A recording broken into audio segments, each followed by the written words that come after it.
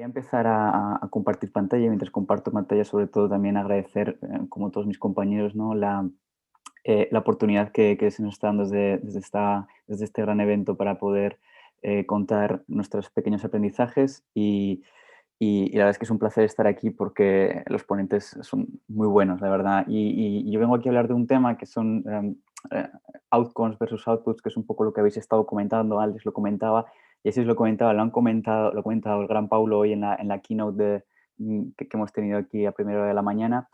La verdad es que es un tema que la verdad está muy en boca, ¿no? Entonces, antes de entrar en materia, sí que quería presentarme a mí mismo para que, bueno, para que me conozcáis un pelín más. Como ha comentado Yeselis, yo soy ingeniero informático de profesión. Empecé trabajando en la Agencia Espacial Europea desarrollando software, sobre todo enfocado a datos. Luego me convertí en Data Scientist y ahora actualmente soy Product Manager en Telefónica, siempre trabajando pues, en productos relacionados con datos, ¿no? Además, tengo una newsletter en el que hablamos un poco de la economía digital y producto digital, ¿no? Entonces, ya una vez me habéis conocido y me tenéis ahí en mente, arranco con la exposición, ¿no? Y realmente yo quería empezar contando una historia, ¿no? Y la historia es realmente algo que yo he vivido en primera persona en diferentes productos y básicamente es algo que también veo bastante extendido en otros productos de otros compañeros, ¿no? Cuando hablamos.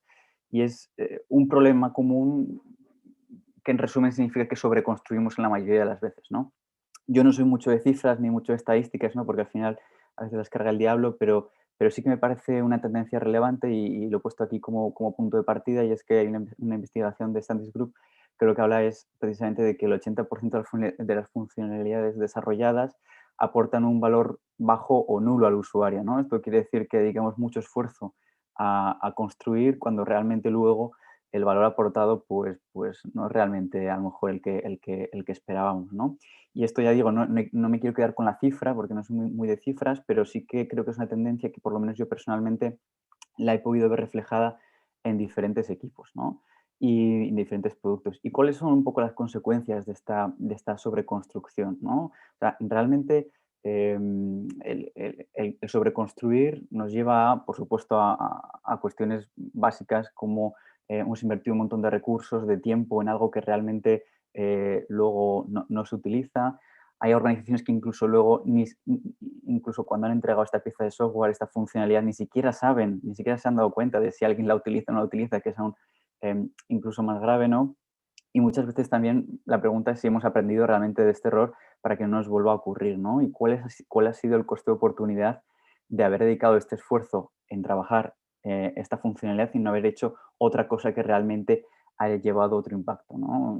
Incluso ya cuando empezamos a hacer el producto más grande con más funcionalidades, al final eso siempre lleva a una complejidad mayor del producto, que lo que hace es que los ciclos de desarrollo vayan más lentos porque añadir una funcionalidad es más complicado, refactorizaciones, bueno, un montón de cosas que daría por una charla entera sobre qué es lo que ocurre al hacer el producto más complejo, ¿no?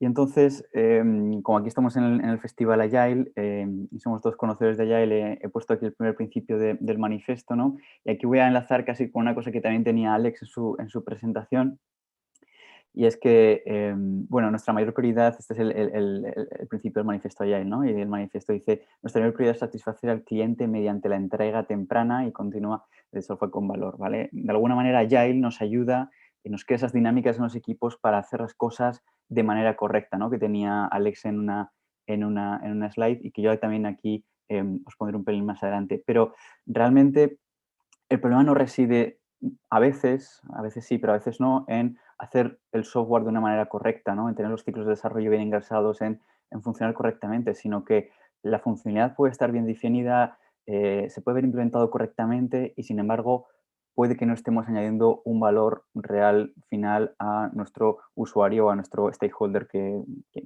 fuera, ¿no? O peor aún, puede ser que incluso con buenas especificaciones y bien hecho estemos generando problemas finalmente, ¿no? Entonces, Em, este es uno de los kits grandes de la cuestión que quería dejar claro y que quería, bueno, que quedase claro a nivel de mindset, ¿no? La diferencia que hay entre construir algo y realmente aportar valor, ¿no?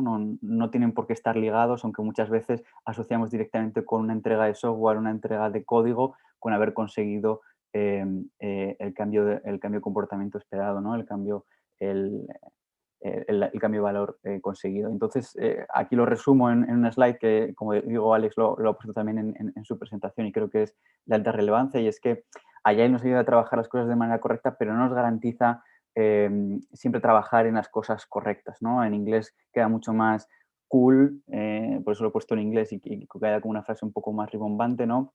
No es lo mismo to do the things right, ¿no? Que to do the right things, ¿no? Hacer las cosas de manera correcta que hacer las cosas correctas, ¿no? Y este es el kit de la cuestión de lo que versa en mi presentación, ¿no? Para que hagamos esos cambios de mindset cuando preparamos backlogs, cuando enfocamos los productos, cuando enfocamos los roadmaps, ¿no? No solamente en una pila de backlogs enorme con un montón de funcionalidad, sino pensamos realmente en cuáles son esos cambios de valor que queremos hacer, ¿no? Y ahí es donde entra la palabra outcome, que creo que es muy relevante, ¿no? Outcome al final yo la defino como un cambio de comportamiento del usuario que queremos conseguir, ¿no? Y lo quiero poner en frente a posición con desarrollar piezas de software, ¿no? En hacer entregas sin más. Y estos son unos errores comunes que yo he podido vivir en primera persona, que son, pues, confundir realmente el realizar tareas con lograr un progreso, con lograr un cambio de comportamiento final del usuario, ¿no? No es lo mismo entregar algo, entregar una pieza de software que conseguir un cambio de comportamiento final del usuario. No tenemos por qué desarrollar una pieza de software siempre para resolver un problema final del usuario que muchas veces siempre pensamos en cómo añadir más función a un producto cuando puede haber otras vías, ¿no? De resolver un problema. Y cómo poner en producción una funcionalidad no significa que hayamos acabado con la tarea, ni mucho menos que hayamos acabado con el objetivo que nos hemos planteado, ¿no? Diferenciar siempre que hacer código, entregar código, no tiene por qué llevar a un cambio de comportamiento final del usuario, que es lo que realmente estamos buscando, ¿no? Y como la dificultad de las cosas no solo radica en hacerlas correctamente, sino en trabajar en las cosas correctas, ¿no? Y entonces, aquí el resumen de un output y un outcome, y luego pasaremos a un framework, una manera en la que yo creo que se puede trabajar fácilmente orientándonos hacia outcomes, ¿no? Y es, outputs son las tareas, los entregables que hacemos como equipo, ¿de acuerdo? Puede ser una pieza de software, puede ser una campaña de marketing, puede ser una documentación, pueden ser un montón de tareas que podemos hacer, ¿vale? Pero que entendamos que cuando acabamos esas tareas no estamos realmente realizando los cambios que tenemos como misión, como equipo de producir, ¿no? Sino que la combinación de esas tareas puede o no puede realizar esos cambios de comportamiento finales que son los outcomes que estamos buscando, ¿no? Esos cambios de comportamiento humanos que estamos buscando cambiar en en nuestros stakeholders. Ya no digo solamente usuarios, ¿no? Porque aquí también me gusta ver un poco la manera de pensar, y es, no solamente trabajamos para nuestros usuarios, trabajamos también para otros stakeholders que nos rodean, ¿no? Sobre todo cuando trabajamos en ambientes más corporativos, más grandes, trabajamos con stakeholders de todo tipo, incluso con venture capital cuando queremos inversión, ¿no? Entonces hay que pensar mucho en quién es la persona que quiero convencer para realizar un cambio de comportamiento, ¿no? Y cómo lo hago. Y en base a ese cómo lo hago nos salen diferentes tareas que tenemos que ir completando y que son finalmente hipótesis, ¿no? Y aquí es a donde quiero llegar un poco al framework que yo creo que es interesante para trabajar y que es bastante simple, pero que creo que si se trabaja bien profundamente puede ayudar mucho, ¿no? Y es, normalmente las organizaciones trabajan con unas métricas de negocio que suelen ser bastante asépticas, ¿no? Desde el punto de vista de que son poco accionables a la hora de poder llevarlas a un backlog, a una manera de trabajar con los equipos de desarrollo, ¿no? Y es muchas veces tenemos métricas de negocio del estilo: quiero aumentar los revenues un 15% año a año, quiero conseguir un crecimiento de usuarios orgánico del 25%. Son al final métricas súper difíciles de llevar a un backlog definitivo, ¿no? Y entonces, ¿cómo hacemos esa conexión entre una métrica de negocio hasta una pieza del backlog, siendo que una pieza del backlog no nos garantiza poder conseguir esos cambios de métricas de negocio, ¿no? Y es ahí un poco donde donde entra en juego esta pieza intermedia, que son los cambios de comportamiento que esperamos que los usuarios o que otras personas realicen para poder conseguir estas métricas de negocio, ¿no? ¿Cuáles son esos cambios de comportamiento que permiten predecir esa métrica de negocio que nos han puesto a alto nivel, ¿no? ¿Cómo podemos conseguir, por ejemplo, que frente a la métrica de negocio, que es aumentar nuevos usuarios, pues que los usuarios vean más fácilmente, por ejemplo, el call to action que tenemos en una página web, ¿no? ¿Cómo podemos hacer que los usuarios cambien su comportamiento a mirar más un call to action en una página web? ¿De acuerdo? Eso sería, por ejemplo, un cambio de comportamiento porque pensamos que ese cambio de comportamiento nos ayuda a predecir el número de usuarios activos nuevos que vamos a conseguir para el producto y cómo ese cambio de comportamiento de que los usuarios miren más al call to action que tenemos en la página web, por ejemplo, se traduce finalmente en los outputs, ¿no? En diferentes hipótesis, porque realmente son hipótesis, no estamos realmente seguros de que eso vaya a cambiar, ¿no? Pero tenemos diferentes hipótesis de cómo podemos conseguir que los usuarios miren más al call to action, ¿no? Ya puede ser poniendo un call to action más grande en la página web, y eso podría desembocar, es una hipótesis, ¿no? Eso podría desembocar en un desarrollo, en tener un call to action más grande en la web.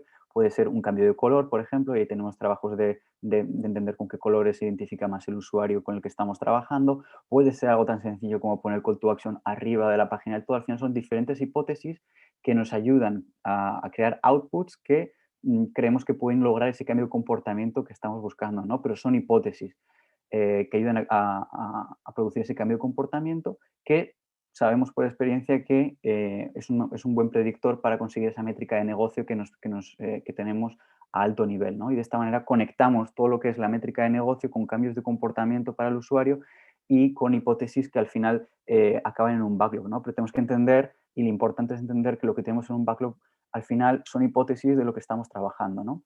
Y cómo esas hipótesis pueden resultar realmente en cambios de comportamiento o no, por lo cual acabar una tarea en un backlog no implica haber realizado la misión que estamos haciendo, ¿no? Poner un software en producción no implica haber acabado la tarea que estamos haciendo. Esos son pequeños pasos hacia un final que realmente no hemos cumplido hasta que no podemos estar seguros de que el cambio de comportamiento final del usuario se ha producido, ¿no? Entonces, esto nos lleva a lo último que quería comentar, y es que si realmente vamos a enfocar toda la organización a cambios de comportamiento, toda la manera de pensar a cambios de comportamiento de nuestros usuarios o stakeholders, realmente tenemos que medir mucho, ¿no?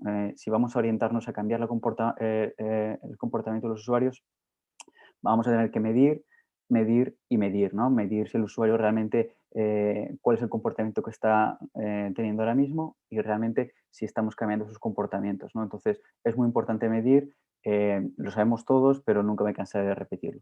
Y con esto realmente aquí acabo la presentación. Cualquier duda que tengáis, podéis contactar con nosotros a través del chat, como ha comentado Yeselis, en la discusión después. Y si tenéis cualquier duda, podéis también contactar conmigo para después del evento cuando queráis.